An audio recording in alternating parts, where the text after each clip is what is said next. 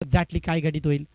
ओ इथे एक जबरदस्त फटका, कलात्मक क्लासिक बॉल चालला सरळ पॉईंटच्या रिझन मध्ये. खेळाडू तैनात येत बॉल रिटर्न करतात आणि त्याच्यानंतर पाहू शकतात की बॉल बोर्डला आता 33 जाबा सुटल्या गेल्यात. मैदानाच्या सभोवताली पाहू शकतात की आता प्रेक्षक राजावर देखील जमायला सुरुवात ती होणार या गोष्टीमध्ये तीव्र शंका नाही आहे. जाऊया पुन्हा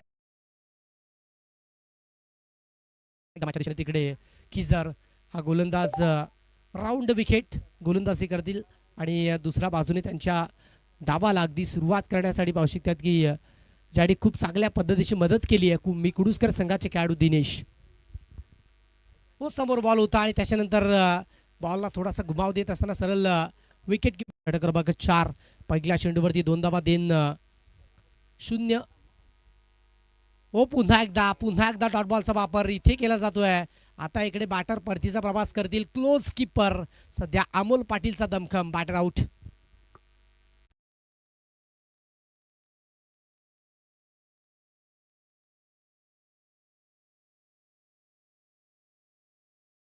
आणि किजर ज्याने आपल्या पद्धतीने गोलंदाजी करण्याचा विकेट देखील मिळून दिला या मॅचमध्ये जबरदस्त खेळ त्याच्या माध्यमातून देखील जरूर तो आपल्याला अनुभवायला मिळतो.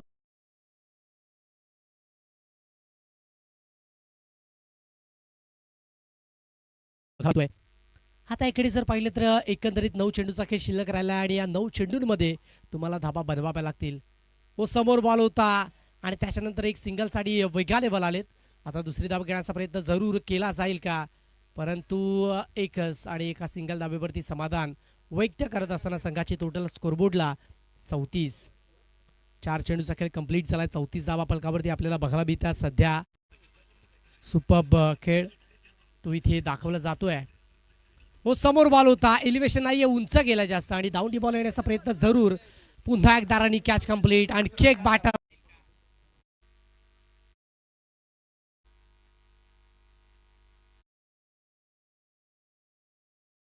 जबरदस्त गोलंदाजी ओमसाई परी 11 या संघाच्या माध्यमातून आजच्या दिवसामध्ये आजच्या रात्रीमध्ये ते आपल्याला बघायला मिळते. दिवस आणि रात्रकालीन क्रिकेटची स्पर्धा सध्या अनुभवू शकतात.